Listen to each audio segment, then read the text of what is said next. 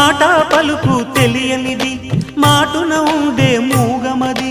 కమ్మని తలపుల కావ్యమయే కవితలు రాసే మౌనమది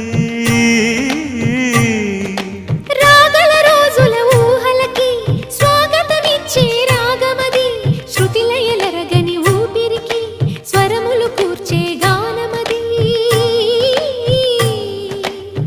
ఋతువుల రంగులు మార్చేది కల్పన కలిగిన మది భావం బ్రతుకును పాటగా మలిచేది మనసున కదిలిన మృదునాదం